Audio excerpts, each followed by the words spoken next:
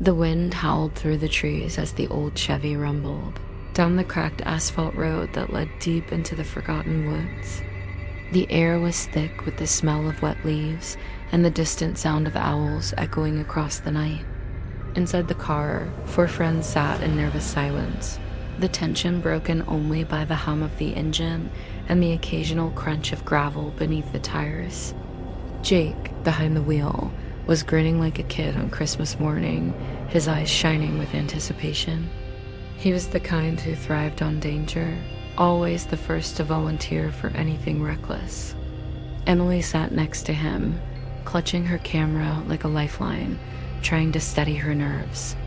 In the back seat, Chris lounged with a skeptical smirk, pretending none of this bothered him, while Hannah stared out the window, her pale face reflected in the glass, her hands twisting nervously in her lap. Their destination was Ravenwood Asylum, a sprawling psychiatric hospital abandoned decades ago after a string of brutal tragedies. Rumors clung to the place like ivy, whispers of mistreated patients, secret experiments, and unexplained deaths. It was a place most locals avoided, calling it cursed. But to Jake, it was the ultimate playground. Almost there, Jake said, his voice cutting through the silence. "You guys ready to meet some ghosts?" "Don't joke," Hannah muttered, her eyes fixed on the dark tree line. "Places like this, they keep things," Chris chuckled. "What does that even mean?" "It's just an old building. If we see anything, it'll be rats and mold, not spirits." Emily didn't respond. She was adjusting her camera settings, the red recording light glowing faintly in the dark. She wasn't sure if she believed in ghosts, but she knew her viewers loved this kind of content. And besides, part of her hoped that capturing something unexplainable on film might finally prove the stories weren't just campfire tales. When they finally reached the gates, the car slowed to a stop. Ravenwood stood ahead, silhouetted by the moonlight, its towering structure rising like a corpse from the earth. The iron gates were rusted and crooked, hanging loosely from their hinges, the words Ravenwood State Hospital barely legible on a weathered sign. The windows were shattered, dark holes that stared back like hollow eyes, and the roof sagged as if the building itself were bowing under the weight of its sins. "Holy shit," Emily whispered, raising her camera. "It's bigger than I thought." Jake killed the engine and jumped out, grabbing a flashlight from the dashboard. The others followed reluctantly, their breath visible in the cool October air. The gate screeched when they pushed it open, the sound slicing through the night like a warning. For a moment, they all hesitated, listening to the forest around them. The trees seemed to lean in closer, the wind pressing against their backs as if urging them not to go inside. But Jake was already walking ahead, and none of them wanted to be left alone outside. The moment they stepped into the asylum, the air changed. It was heavier, colder, carrying with it the scent of mildew, rust, and something faintly metallic like old blood. Their flashlights cut through the darkness, beams revealing cracked tiles, peeling paint that curled down the walls, and graffiti scrawled across doors. An old wheelchair lay tipped over in the hallway, one wheel still squeaking faintly as if it had been moved just moments before. "This place is unreal," Emily whispered, her voice low as though afraid to disturb the silence. Her camera's lens reflected the beam of her flashlight, recording every step. They moved deeper, their footsteps echoing unnaturally, as though the halls themselves were alive. Patient files littered the floor, yellowed papers with blurred ink, medical charts with names long forgotten. On one wall, a faded mural of smiling nurses greeted them, though someone had scratched out their eyes with deep, violent gouges. Hannah slowed, staring at the marks. "Someone did this in rage," she said softly, her fingers brushing the grooves. Or, "Someone trapped."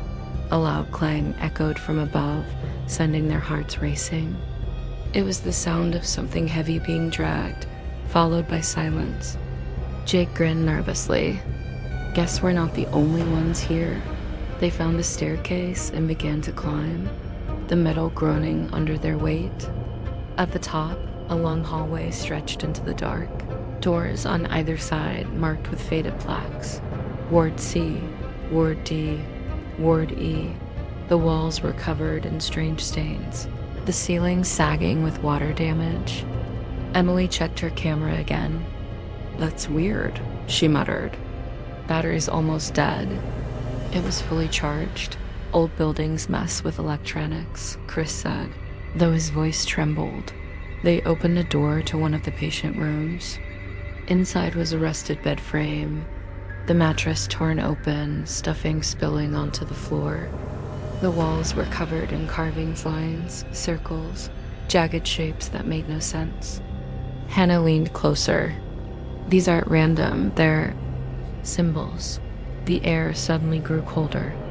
A sound echoed down the hallway. Footsteps, slow, heavy, deliberate. The friends froze, staring at each other. "Hello?" Jake called out, his voice shaky now. No response. Just the sound of the steps moving closer until they stopped right outside the room. The silence was deafening. Then a whisper, low, guttural, not in any language they understood. It slithered across the walls like smoke. Emily gasped, the camera trembling in her hands. "Please tell me you heard that." The flashlight flickered, and in that moment, in the corner of the room, a shadow darker than the night itself rippled across the wall. It was hunched, twitching, watching. Hannah screamed, and Jake swung the flashlight toward it. Nothing. Panic set in. They ran down the hall, searching for an exit, but every hallway looked identical, twisting back into itself. It was as though the asylum was rearranging, trapping them inside its rotting veins.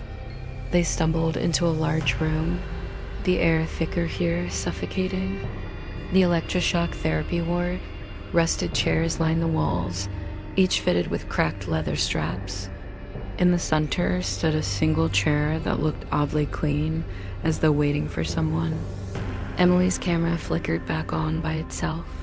Through the static, she saw something the naked eye couldn't. Dozens of shadowy figures strapped into the chairs, their heads jerking violently as though current surged through them. She gasped, lowering the camera, and the room was empty again. But the smell of burning flesh filled the air. The overhead lights buzzed to life, though the asylum had no power. A scream erupted, loud and piercing, coming from everywhere at once.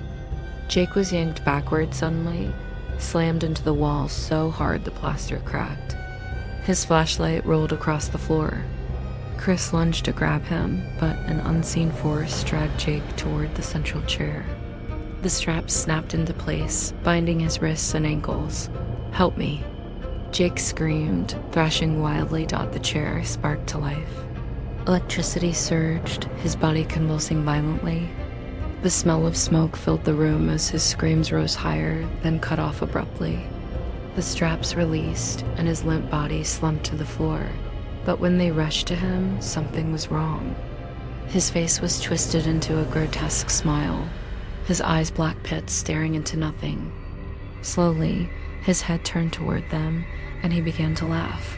"Run!" Emily shrieked out. They bolted from the room, their footsteps pounding, but Jake no longer. Jake followed, his laughter echoing off the walls, inhuman and guttural.